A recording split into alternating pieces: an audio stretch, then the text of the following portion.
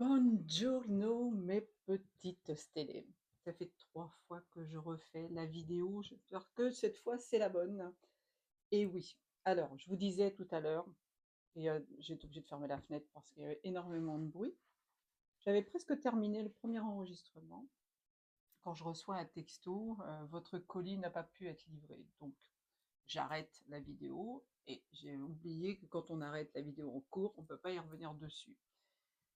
Et finalement, je voulais vous mettre en garde justement, vous les personnes, qui êtes seules, qui vivent peut-être dans des coins reculés, faites attention quand on vous envoie un texto en vous disant: «Êtes-vous à la maison?» parce qu'il commence comme ça: «Est-ce que vous êtes à la maison? Bonjour, est-ce que vous êtes à la maison?»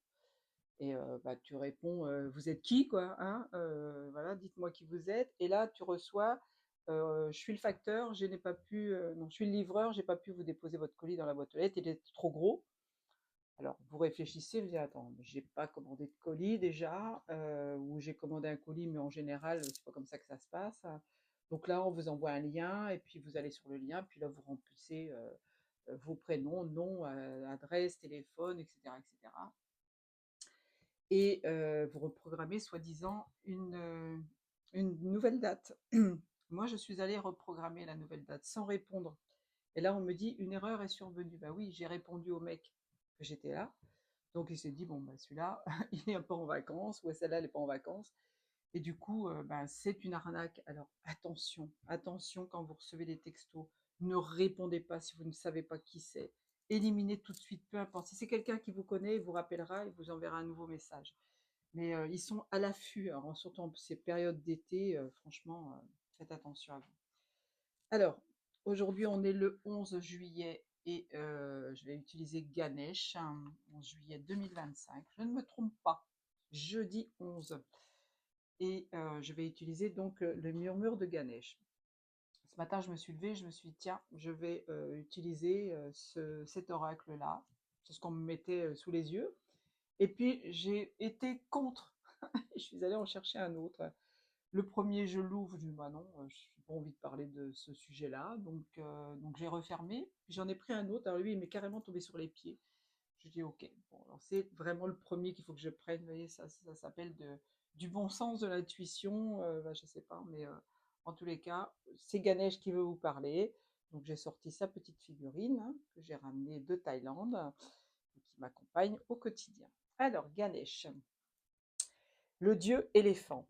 On te parle, alors la carte 16, si c'est un 7, donc là on est dans l'énergie du divin, on te parle de nettoyage énergétique. Peut-être que tu as besoin de te recentrer sur toi pour faire un nettoyage. Peut-être que tu as des liens toxiques à couper avec des personnes. Peut-être que tu as besoin d'éliminer certaines choses chez toi, mais aussi dans ton corps, dans tes corps énergétiques. Peut-être que tu as besoin d'aller voir un thérapeute pour faire un nettoyage en profondeur. Si ça te parle, ben, n'hésite pas, vas-y, parce que ça peut que te faire du bien de toute façon. Le nettoyage énergétique, c'est aussi apprendre à se ressourcer, à aller s'ancrer dans la nature, à faire de la méditation, à faire du yoga, à faire quelque chose qui fait vibrer ton âme. Alors on parle encore une fois de créativité. Peut-être que tu as besoin justement d'aller dans ce sens. Le nettoyage énergétique, c'est très très important. Ça va te permettre de savoir ce que tu es vraiment venu faire ici. Tu vas enlever des charges, tu vas enlever des poids, tu vas éliminer quelques blessures du passé, tu vas travailler sur tes croyances limitantes et tu vas pouvoir effectivement te, te retrouver avec toi, avec ton âme. On te parle de connexion aussi à ton âme là. Connecte-toi à ton enfant intérieur, à ta divinité intérieure. Pose-lui les questions quand tu es en méditation. Ma petite âme, est-ce que tu peux me montrer le chemin? Est-ce que tu peux me dire exactement ce que tu veux? Et tu vas voir dans les jours, peut-être dans les heures, dans les minutes même de suivant ta méditation, tu vas avoir quelque chose qui va te répondre. Euh, Ça s'appelle une synchronicité. Moi, j'arrête pas d'en avoir. J'ai mes réponses systématiquement quand je les demande en méditation. Je parle aussi peut-être de faire tes petites demandes à l'univers, hein. Parce que en faisant ce nettoyage énergétique, tu vas pouvoir te réaliser, faire exactement ce que tu es venu programmer dans cette vie, dans cette incarnation. La réalisation de toi. Tu as besoin de mettre en place des choses, hein. Alors peut-être qu'on te demande, de faire en sorte que, tu as quelques priorités. Alors ta première priorité, c'est toi. Je ne vais pas vous en parler là puisque c'est la carte qui suit derrière. Donc, tu dois mettre en place, je ne sais pas moi, ce qu'on appelle une to-do list. Voilà, c'est ça qui me vient. Une to-do list. Réaliser des projets, réaliser des vœux. Peut-être que tu as, je sais pas, un âge avancé, que tu n'as jamais pu aller visiter le Taj Mahal, par exemple. Je dis ça au hasard, hein, mais bon, il n'y a pas de hasard puisque je parle de Ganesh, donc on est en Inde. Tu as peut-être envie d'aller faire une croisière, tu as peut-être envie, d'aller faire un massage ayurvédique, tu en rêves depuis des années, ben vas-y, ça fait un bien fou. Tu as peut-être envie de commencer à dessiner, de commencer à peindre, commencer à apprendre à chanter, à danser, peu importe ce que tu as envie de faire. Fais-toi une liste, voilà Marc. 1er sujet, bah, j'ai envie de faire un voyage. Deuxième sujet, il faut que je parle à mes parents de certaines choses que je ne connais pas de ma vie, par exemple, etc., etc. Tu fais ta to-do list et après, bah, tu barres au fur et à mesure ce que tu as fait. Bon, tu peux avoir un seul souhait, tu peux en avoir 40, hein, mais ça, il faut que tu le mettes en place avant que tu quittes cette planète. Donc, on te parle de réalisation. Alors, c'est la carte 6 aussi, donc ça peut être aussi te réaliser dans une histoire d'amour, hein, tout simplement. La carte 30. Alors, le 3, c'est la Trinité, c'est quand on fait le... je ne veux pas le faire, parce que bon, là, on parle de spiritualité, on ne parle pas de religion. Tu vois, là, c'est ta priorité. Qu'est-ce que c'est ta priorité? C'est toi. Je te le disais précédemment, tu es ta priorité. Tu dois faire les choses pour toi déjà. Pense pas systématiquement aux autres. Ne te sacrifie pas pour les autres. Tu peux aller vers les autres, donner aux autres, mais d'abord, tu penses à toi. Tu te passes en priorité. Alors, beaucoup vont dire, ouais, bah, c'est de l'égoïsme. Non, en spiritualité, il n'y a pas d'égoïsme.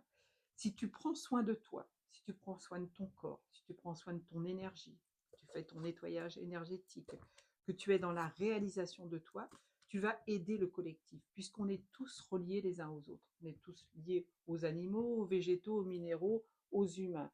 En faisant preuve d'égoïsme, mais pas au vrai sens du terme, hein, tel que vous l'imaginez vous, tu te passes en priorité, donc tu vas vers le collectif, tu vas aider le collectif. Donc là, c'est important de penser à toi, de faire ta petite to-do list et de commencer à vivre pour toi, pas toujours dans le sacrifice pour les autres. Tu vois, on te parle de nouveau départ, bel enchaînement, hein. On te parle de la carte numéro 1, pas numéro 1, héroïne.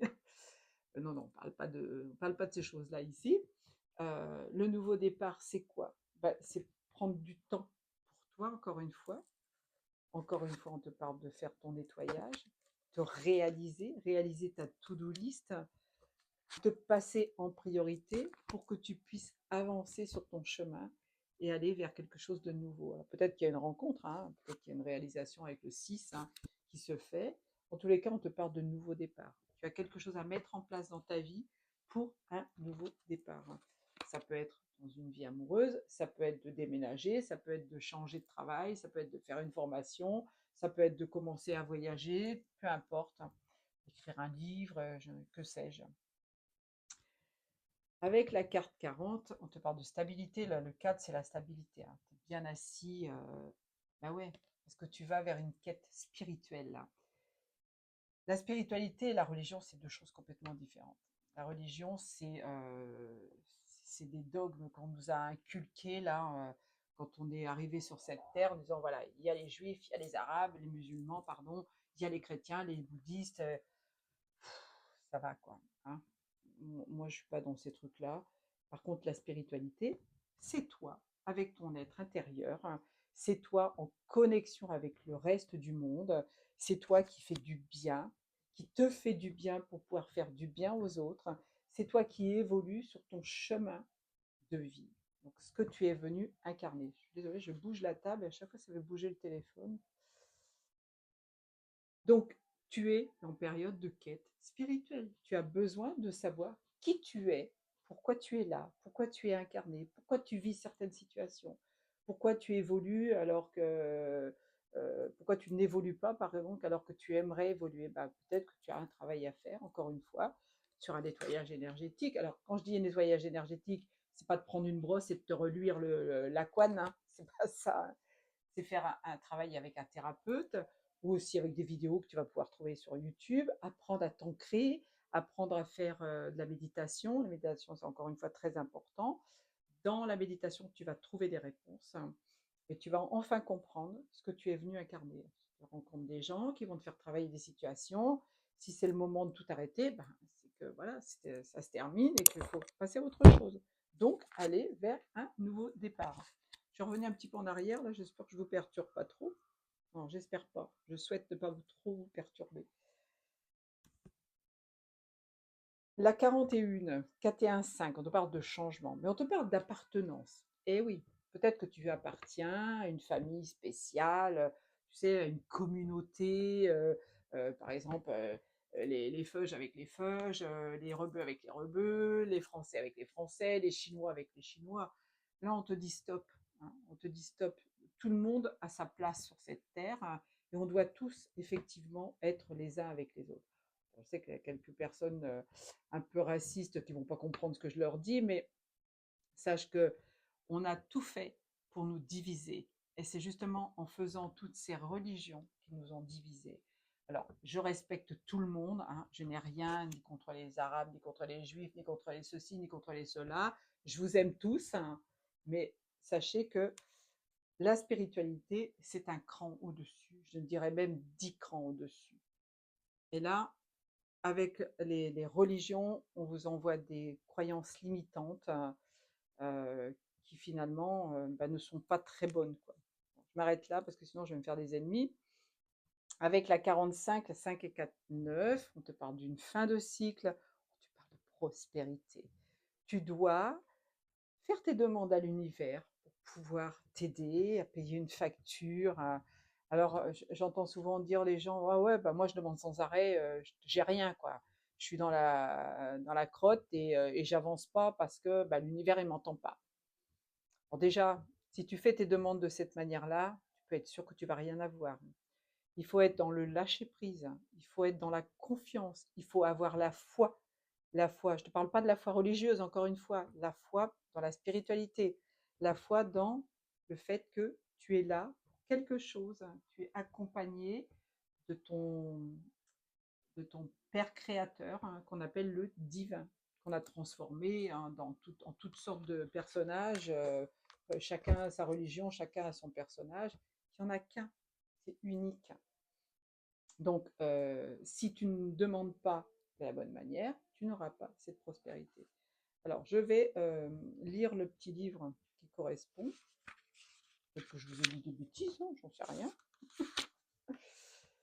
Vous avez la capacité de manifester la prospérité dans votre vie quotidienne. Vous voyez, la demande à l'univers, c'est créer justement la prospérité.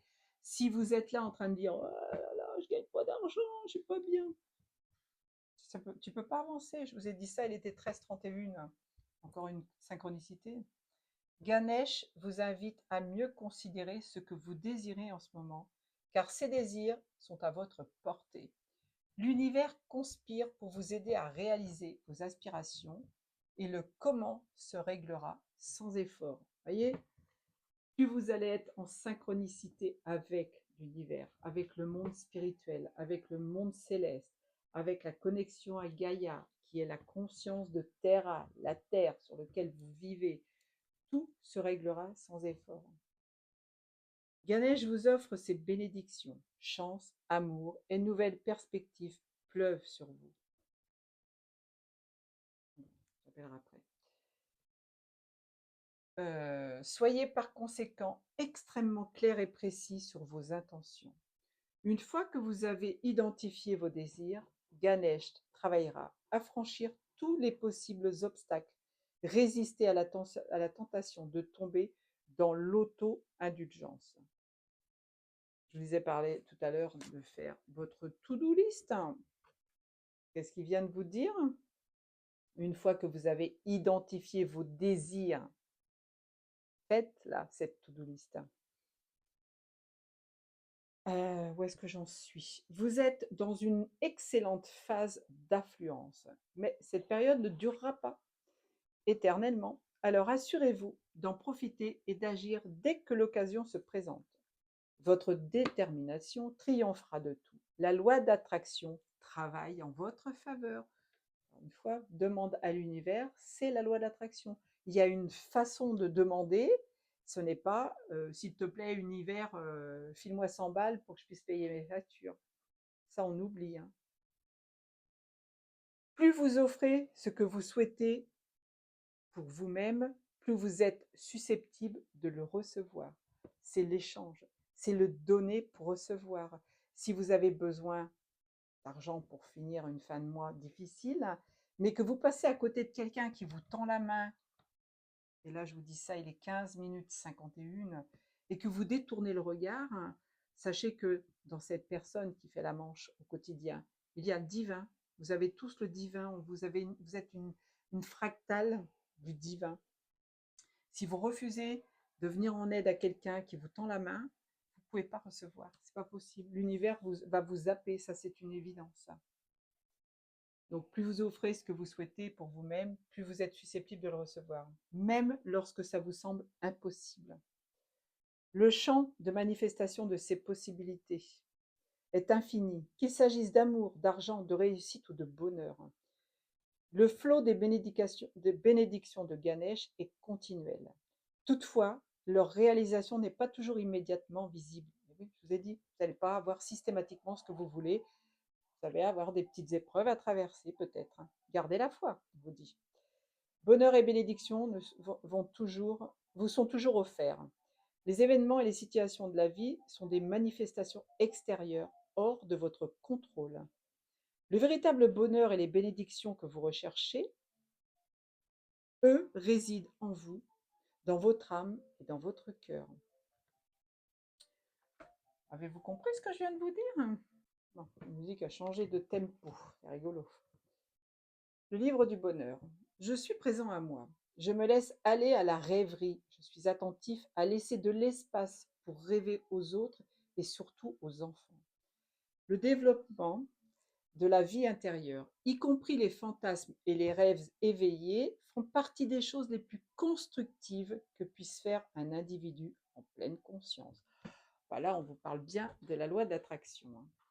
J'ai tiré aussi quelques petits mots avec ce petit jeu là, et j'ai sorti donc 5 mots au hasard. On vous parle de pardon. Pardonnez, pardonnez à ceux qui vous ont fait mal. Il y a une prière qui dit pardonnez à ceux qui vous ont offensé. Bon, on vous demande pas de tendre la joue non plus pour prendre une deuxième baffe. Hein. Ça c'est pas terrible ce truc. Mais pardonnez, pardonnez-vous d'avoir échoué, pardonnez-vous d'être tombé. Vous vous êtes relevé. Ce que vous avez fait avant, ça vous a amené là où vous êtes aujourd'hui. Alors cessez de vous critiquer, cessez de vous flageller. Hein. Le pardon, c'est ça aussi. On vous parle de négatif. Et là, celle qui suit derrière, c'est non.